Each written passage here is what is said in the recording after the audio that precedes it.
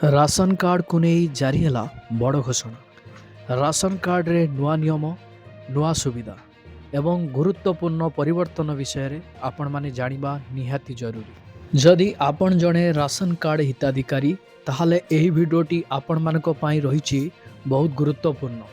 कारण सरकार तरफरु ration card को नहीं बड़ घोषणा आसीछि। राशन कार्ड हिताधिकारी माने नुआ सुविधा गुड़िक पाइबा पई जाउछन्ते। राशन कार्ड हिताधिकारी मानक पई कोन रहिछि बड़ खबर। ए भिडियो माध्यम रे मु आपण मानकु संपूर्ण सूचना गोटी गोटी करी जणै देबी। सेथि पई आपण माने भिडियोटी को बिना स्किप रे शेष पर्यंत देखंतु आज्ञा, जहा फल रे आपण जानि परिबे, बुझि परिबे।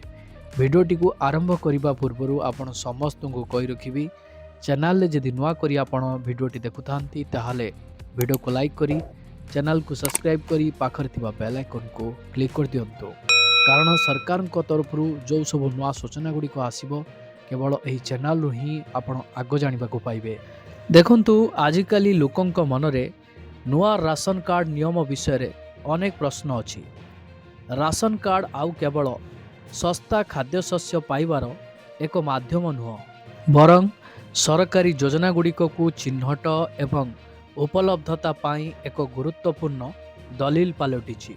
संप्रति सरकार राशन कार्ड सहित जड़ित किछि नुआ नियम लागू करिसंती, जहा सीधा सड़क साधारण नागरिकों को प्रभावित करे।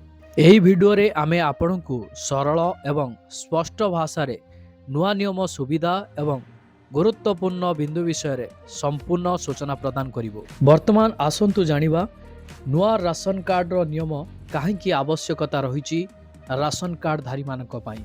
देखंतु सरकारक लक्ष्य हेउछि सब्सिडीर लाभ केवल प्रकृत रे योग्य लोकंक पाखरे पहुंचेबा निश्चिंत करिबा।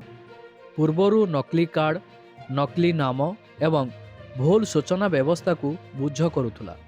नूतन राशन कार्ड नियमर लक्ष्य हेउछि स्वच्छता वृद्धि करिबा एवं गरीब एवं असहाय परिवार गुड़िक को सठिक लाभ प्रदान करिबा। वर्तमान आसंतु जानिबा ई केवाईसी एबे बाध्यतामूलक। ई केवाईसी बिना राशन पाइबा कष्टकर।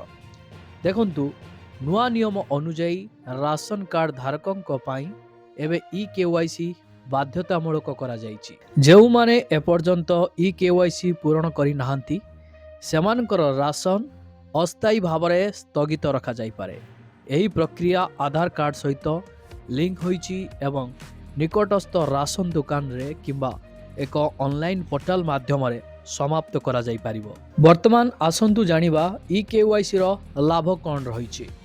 देखंतु ई केवाईसी नकली हिताधिकारी को चिन्हट करिवारे सहज करिथाय। यह सरकारी शस्यर अपचय को रोकिथाय एवं सठिक लोकं को सेमानकर पूर्ण राशन पाइबा सुनिश्चित करिथाय। यह भविष्यत रे जेकोसी योजना रे नाम लेखा सहित समस्या को मध्य ह्रास करिथाय। वर्तमान आसंतु जानिबा एक राष्ट्र एक राशन कार्ड रो नियम कोन रहिछि। देशर जेकोसी स्थान रे राशन पाइबार सुविधा केमिति कोन रहिछि आसंतु ता उपरे नजर पकेइबा। देखंतु नुआ नियम गुड़िक एक राष्ट्र एक राशन कार्ड योजना को आहुरी मजबूत करुछि। यार अर्थ हेउछि जदि जणे व्यक्ति काम पाई अन्य राज्य रे रुहंती तेबे सेठारु तांकर राशन संग्रह करि परिबे। एही नियम प्रवासी श्रमिकंक पाई विशेष लाभदायक भावरे प्रमाणित होइछि। वर्तमान आसंतु जानिबा परिवार रो सदस्य माने विभिन्न स्थानरु मध्य राशन संग्रह करि परिबे। एहार सिस्टमेटिक केमिति कोन रहिछि। देखंतु जदि परिवार रो सदस्य माने विभिन्न सहर रे रुहंती तेबे सेमाने सुविधा एवं नमनीयता जुग करी विभिन्न स्थानरु सेमानकर राशन संग्रह करि परिबे। वर्तमान आसंतु जानिबा आय एवं योग्यता परिवर्तन कोन करा जायछि। वर्तमान योग्यता उपरे अधिक कठोर नियम मध्य करा जायछि। कोन नियम करा जायछि आसंतु जानिनबा। देखंतु राशन कार्ड रो नुआ नियम अनुଯାयी एबे आय एवं सामाजिक स्थिति ऑडिट अधिक कठोरतार सहित करा जाउछि। जो परिवार रो आय निर्धारित सीमा अतिक्रम करे सेमानकर कार्ड प्रत्याहार करा जाई पारे। यह आवश्यक लोकंक पाई अधिक ସମ୍ବଳ ଉପଲବ୍ଧ କରାଇବ। ବର୍ତ୍ତମାନ ଆସନ୍ତୁ ଜାଣିବା ଭୁଲ ସୂଚନା ଉପରେ କାର୍ଯ୍ୟାନୁଷ୍ଠାନ କେମିତି କ'ଣ ଗ୍ରହଣ କରାଯାଇଛି। ଦେଖନ୍ତୁ, ଯଦି କେହି ରାସନ କାର୍ଡ଼ ପାଇବା ପାଇଁ ଭୁଲ ସୂଚନା ଦିଅନ୍ତି ତେବେ ତାଙ୍କୁ ଜରିମାନା ଦେବାକୁ ପଡ଼ିପାରେ ଏବଂ ତାଙ୍କ କାର୍ଡ଼କୁ ରଦ୍ଦ ମଧ୍ୟ କରାଯାଇପାରେ। ତେଣୁ ସଠିକ୍ ଏବଂ ଅପଡେଟ୍ ସୂଚନା ପ୍ରଦାନ କରିବା ଅତ୍ୟନ୍ତ ଗୁରୁତ୍ୱପୂର୍ଣ୍ଣ ଅଟେ। ବର୍ତ୍ତମାନ ଆସନ୍ତୁ ଜାଣିବା ରାସନ କାର୍ଡ଼ ହିତାଧିକାରୀମାନଙ୍କ ପାଇଁ ଡିଜିଟାଲ ରାସନ କାର୍ଡ଼ର ସୁବିଧା କେମିତି କ'ଣ କରାଯାଇଛି। ଏହା ସହିତ ଆପଣଙ୍କ ମୋବାଇଲରେ ମଧ୍ୟ ରାସନ କାର୍ଡ଼ ଉପଲବ୍ଧ ହେବ। ତ କେମିତି କ'ଣ ସିଷ୍ଟମ ରହିଛି, ଆସନ୍ତୁ ସମ୍ପୂର୍ଣ୍ଣ ସୂଚନା ଜାଣିବା। ଦେଖନ୍ତୁ, ଅନେକ ରାଜ୍ୟ ଏବେ ଡିଜିଟାଲ ରାସନ କାର୍ଡ଼ ପ୍ରଚଳନ କରିଛନ୍ତି। ଏହି ଡିଜିଟାଲ ରାସନ କାର୍ଡ଼ ଆମ ଓଡ଼ିଶାରେ ମଧ୍ୟ ଲାଗୁ ହେବା ପାଇଁ ଯାଉଛି। ଏହାର ଅର୍ଥ ହେଉଛି ଆପଣଙ୍କୁ ସବୁବେଳେ ଆପଣମାନଙ୍କର କାର୍ଡ଼ ଧରି ରାସନ ଦୋକାନକୁ ଯିବାକୁ ପଡ଼ିବ ନାହିଁ। ଆପଣଙ୍କ ମୋବାଇଲ ଫୋନରେ କେବଳ ଏକ ଡିଜିଟାଲ କପି ଦେଖାଇ ରାସନ ଆପଣମାନେ ପାଇପାରିବେ। ବର୍ତ୍ତମାନ ଆସନ୍ତୁ ଜାଣିବା ଆପଣଙ୍କ ରାସନ କାର୍ଡ଼କୁ ଆପଣମାନେ ଯେକୌଣସି ସମୟରେ ଅପଡେଟ୍ କରିପାରିବେ। କେମିତି କ'ଣ ସିଷ୍ଟମ ରହିଛି, ଆସନ୍ତୁ ତା ଉପରେ ସମ୍ପୂର୍ଣ୍ଣ ସୂଚନା ଜାଣି ରଖିବା। ଦେଖନ୍ତୁ, ଏକ ଅନଲାଇନ୍ ପୋର୍ଟାଲ ମାଧ୍ୟମରେ ନାମ ଯୋଡ଼ିବା, ଡିଲିଟ୍ କରିବା କିମ୍ବା ପରିବର୍ତ୍ତନ କରିବା ଏବେ ସହଜ ହୋଇଯାଇଛି। ଏସବୁ କାମ କରିବା ପାଇଁ ଆପଣମାନଙ୍କୁ ବାରମ୍ବାର ଅଫିସକୁ ଯିବାକୁ ପଡ଼ୁଥିଲା। ଏବେ ଆପଣମାନଙ୍କୁ ବାରମ୍ବାର ଅଫିସ ଯିବାର ନାହିଁ। ଆପଣ ଘରେ ବସି ନିଜର ମୋବାଇଲ ମାଧ୍ୟମରେ ଏସବୁ କାମ କରିପାରିବେ, ଯାହା ସରକାରଙ୍କ ତରଫରୁ ଏହା କରିବା ପାଇଁ ରାସନ କାର୍ଡ଼ ଧାରୀମାନଙ୍କୁ ଦିଆଯାଇଛି। ବର୍ତ୍ତମାନ ଆସନ୍ତୁ ଜାଣିବା ରାସନର ପରିମାଣ ଏବଂ ଗୁଣବତ୍ତା ଉପରେ ଗୁରୁତ୍ୱ ରାଜ୍ୟ ସରକାର ଏବଂ କେନ୍ଦ୍ର ସରକାରଙ୍କ ତରଫରୁ ଦିଆଯାଇଛି। ଯେମିତିକି ଆପଣମାନଙ୍କର ସଠିକ୍ ଓଜନ ଏବଂ ଭଲ ଗୁଣ ମାନେ ଭଲ କ୍ୱାଲିଟିର ରାସନ ଆପଣମାନେ ଆଗାମୀ ଦିନରେ ପାଇବା ପାଇଁ ଯାଉଛନ୍ତି। ଏହା ପାଇଁ ସରକାର କେମିତି କ'ଣ ପଦକ୍ଷେପ ନେଇଛନ୍ତି, ଆସନ୍ତୁ ସମ୍ପୂର୍ଣ୍ଣ ସୂଚନା ଜାଣି ରଖିବା। ଦେଖନ୍ତୁ, ନୂଆ ନିୟମ ଅନୁଯାୟୀ ରାସନ ଦୋକାନ ଗୁଡ଼ିକରେ ଓଜନ ଏବଂ ଗୁଣବତ୍ତାର କଡ଼ା ନଜର ରଖାଯାଇଛି।